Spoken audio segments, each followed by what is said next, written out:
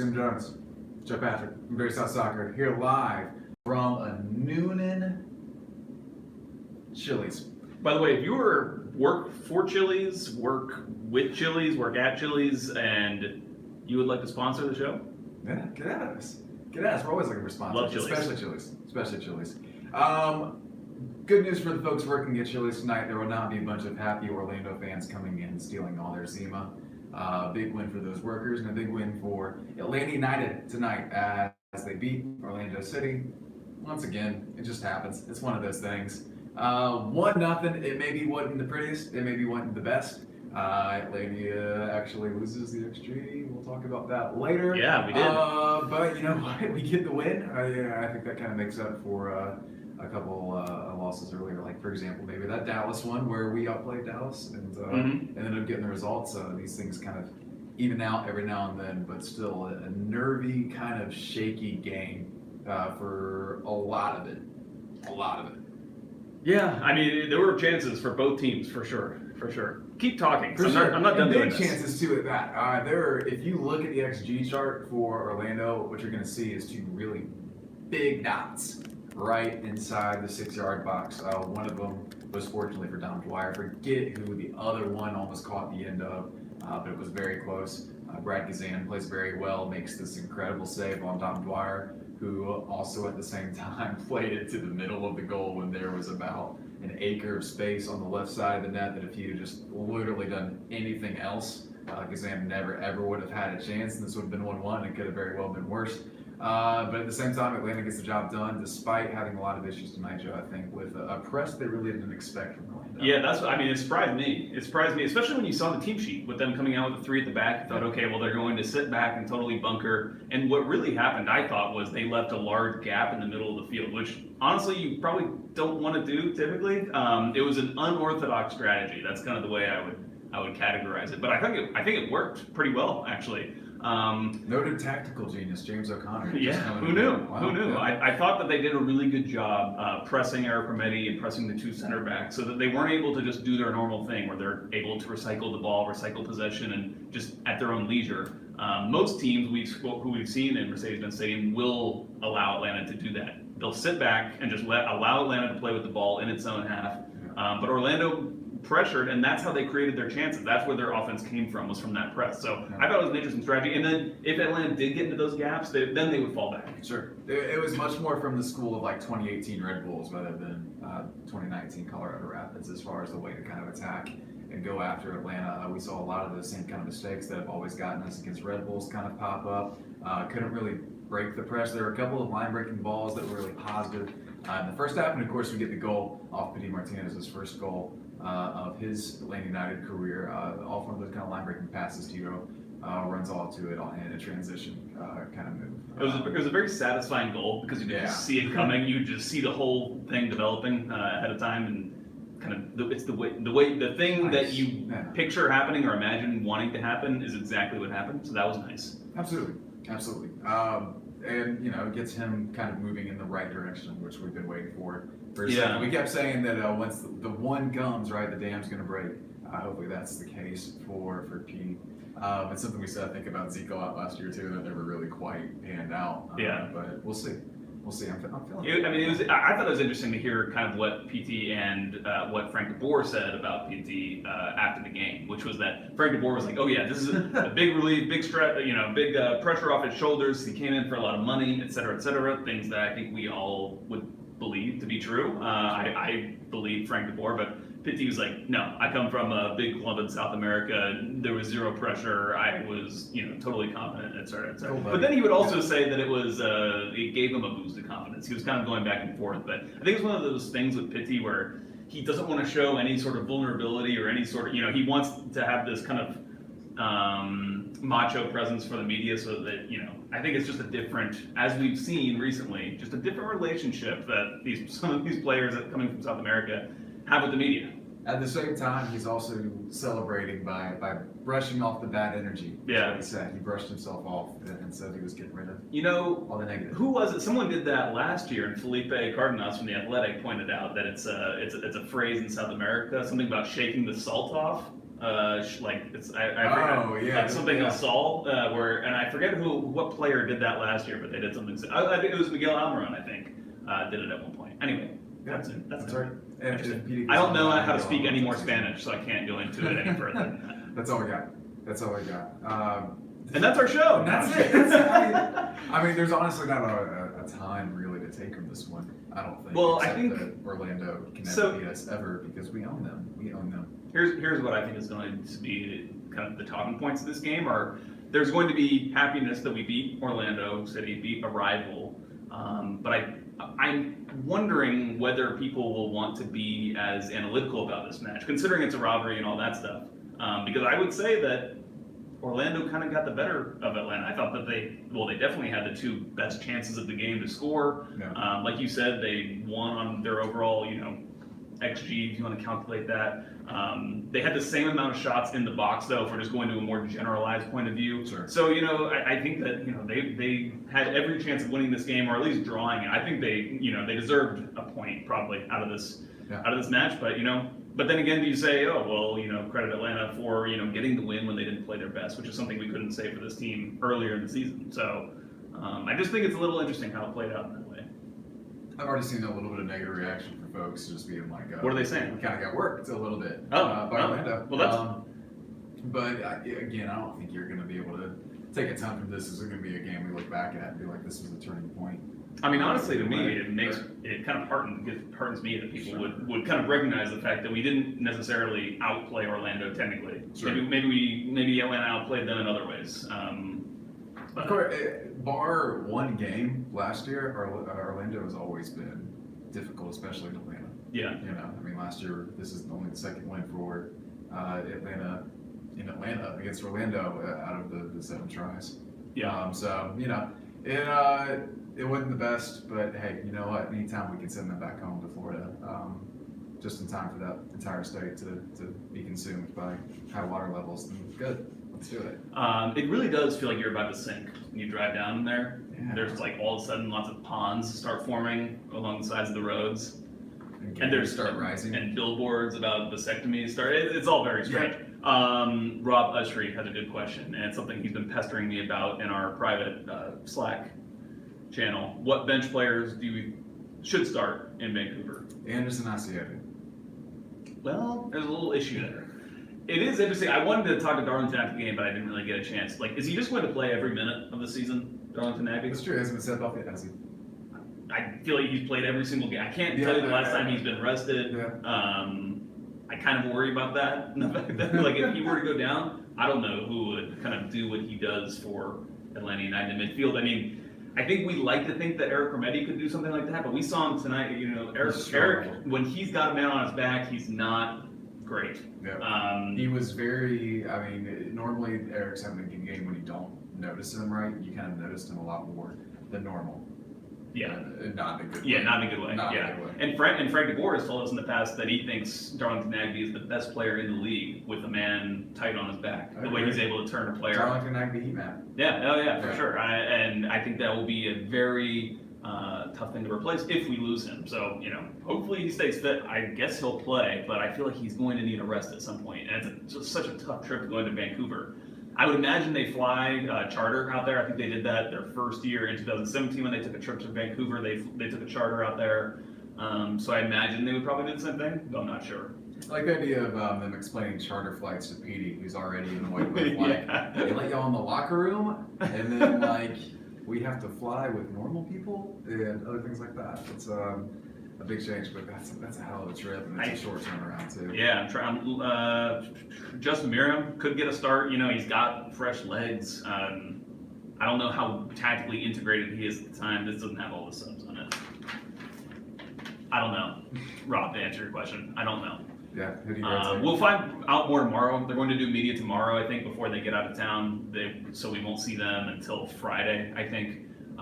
So stay tuned for that. Christopher Bruton, Dr. Bruton, which was Sam, a happy birthday, as we all do. Happy birthday, Sam. It's never my birthday. It's not.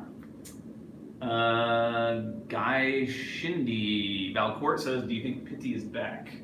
Here's the Back from thing, where? right? Exactly. Like he's been Yeah. performing well in the game notes produced by Atlanta United Communications staff, brilliant staff.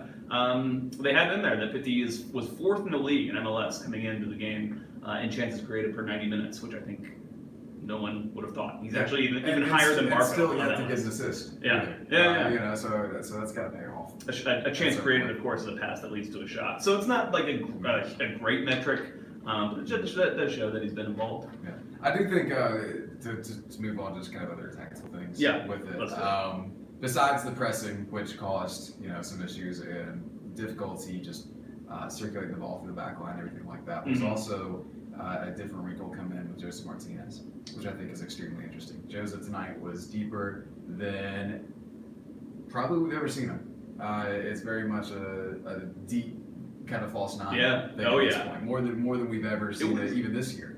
Like we kind of talked about him dropping and being more of a creator. He was like dropping at times. I saw him dropping behind like Nagby and even Remedi. Yeah. Like dropping like almost to the back line. He's in midfield at one point with the ball. Yeah. with many people in front of him. It was fascinating. But Frank said he did really, really well with it. It's kind of weird to reckon with because we're so used to see him leading the line. We're so used to see him being mostly in offside position, coming forward and wreaking havoc, all that kind of thing. But Frank said he thought Joseph was maybe one of the best players out there tonight, doing what he needs to do. It seems like Joseph has grasped and bought in to what Frank wants him to do, and it's just going to take a second for results. Yeah. I mean, the way I saw it was that Joseph in particular didn't do anything like wrong in his role, but I do feel like there's still some cohesiveness that isn't quite there with him doing that yet. You know, like there's some of the other players don't know how to react to his movement. You know, you just saw so many times the ball, Atlanta would move the ball, progress the ball really well into the attacking third, and then it would kind of start ping-ponging around the center, where of course Orlando had 3 center backs and 2 center midfielders. Nice holding back that yawn is well played. Thank you. And there's just like a lot of players in that central zone, and eventually the ball would then get spread out, and then it would kind of get reset and back to normal. So yeah, I just feel like they could have moved the ball a little more incisively, a little quicker in those central zones when they had those chances in transition. I just hope Joseph doesn't get too frustrated in that role, like not scoring. So I think the role is going to lead to him scoring fewer goals. Oh, it's absolutely going to. Um, It's going to be a big drop off for him, and I think people are going to think that automatically they're going to think he's had a bad season. Yeah. Right. When I think in the end we're going to see that Joseph was actually really, really effective in doing what he was asked to do. But again, it's just going to take some time. You can see him like every fiber of his being wants to like get towards goal and do the same things he was doing last year. But there's that war going on in his head, that little cognitive dissonance thing going on where he's doing what he's told to do and what he needs to do to help this team and this system, which again, it's going to be tough to watch, but it's huge for us going forward. Yeah. Yeah. And the team's playing really well right now in general. Just from an overall point of view, we didn't record a show after who did we play midweek? I forget who that was already. Who did we play in Midweek? Yeah, We beat Toronto. Toronto. That was it. Yeah. So that game on top of this game, the Toronto game was probably better. They were resting some players. But I think this team it feels like it's really rounding into form. Things are coming around. Well, I mean, you got 4 straight clean sheets. You got 4 straight wins. You got 5 wins in the last 6. I mean, you're on pace with 2 more wins to be tied at the top of the Eastern Conference. I mean, that's just kind of absurd thinking about that with where this was a few weeks ago, even. But it's close, right? And I think we talk about the clean sheets a little bit. I think it's interesting to kind of consider that this team is probably going to end up better defensively. Yeah. This year, almost certainly. I don't think the goal tally is going to be there, but defensively, I think it's absolutely going to be lower than a team that was already very, very good defensively last season. Mm-hmm. One other tactical thing that we should point out that you caught, which I didn't realize at the beginning of the game was, and we saw it continue throughout the game, was Julian Gressel and Franco Escobar, the relationship that those guys have on the right side, and the fact that Julian Gressel is pretty comfortable playing in a right back role. He's played right wing back. those guys were totally interchanging with each other. There would be times where Franco would go on a run, Gressel would drop back, and then Gressel was then telling Franco, just stay forward, as we defend this sequence, I'll just play right back, essentially. Right, yeah. For 30 seconds or a minute or whatever, and then we'll switch back. Pretty interesting to see the way those guys were rotating. I think that's kind of the platonic ideal of what the system wants to be. Yeah. Right. And you probably are going to get them on the left side with Michael and Tito, right? But Franco and Julian, it's fun to see them kind of interchange and play like that. Speaking of Michael, play him at left back. Look, we tried the Breck thing. We did. Play Parker. Well, Parker's admitted that he's really just not fit enough to play left back every game. Otherwise, we probably would do that. But I think the difference in the two is quite striking. I mean, I really noticed it honestly on a play where nothing really happened. There was a play where Pity Martinez, he dribbled inside from the right side, going left, kind of went through the middle and looking for an opening, looking to try to slip a through ball to somebody. No, nothing was really there, so he had to recycle possession, and so he just, quick pass to Parkhurst, who's pushed up at left back, and then Parkhurst just one touches it back to Leandro Gonzalez-Pirez, and the play recycles again. Yeah. And I don't think that if Shea's in there, he can really he doesn't have the confidence to make that one touch pass to Gonzalez-Pirez. From Parkhurst, that's kind of his specialty. He's so sharp passing. His first touch, he has total confidence in. I can imagine things going disastrously with Breck Shea's and with the kind of unexpected press and the mistakes that even came with the back line we had. You kind of throw him in there, someone who I feel like would not handle what Orlando was throwing well, and it could have been much worse. Yeah, I mean, you think about the deficiencies that Parkhurst has, and you kind of worry about him defensively if he's going up against a quick winger or something like that. But let's be honest, I think we all have the same worries if it's Shea in that position going up against a quick winger. I mean, Shea is not the most quick-footed guy in the world. He's 6'4". He looks like what one press member calls a drunken giraffe. I wonder who that is. Yeah, I wonder who it is. Definitely wouldn't say that giraffe looks in any way like Tilda Swinton. Something to consider too, talking about quick wingers. Nani was not here tonight. Could have been a whole different ball game. Yeah, which is scary to think about. Yeah, totally, because they had their chances on the break. Absolutely. They definitely had their opportunities, their moments where if he were there, it would have been things could have turned out totally different. Nani, no Jose Coleman starting, which I thought was an interesting choice. Coleman came on and immediately started creating some things. We won though. Shoot, it's a hell of Orlando, but golly, I don't know. I can't be negative about it. I don't think it's just one of those games where you got overwhelmed a little bit. Yeah, it happens. Frank even mentioned overconfident, which I thought was interesting. I think maybe the team was expecting less from Orlando on multiple levels, and I think they were, they're right with the talent level. We saw that in the chances that were missed. Yeah. Right? But tactically, I don't think they were really expecting that. Yeah, he never really. I asked him if he was tactically surprised by what Orlando did, that's kind of the way it looked to me. It looked like they were shocked that in what they were trying to do against them tactically with that press. Yeah. They just kind of looked not tired, but they just didn't quite look at it. Atlanta United, I'm talking about. So yeah, I don't know. It's one of those games that's hard to talk about because it was just even. Not a whole lot really stood out. Tito burned a lot of guys in the wing. That's cool. Yeah.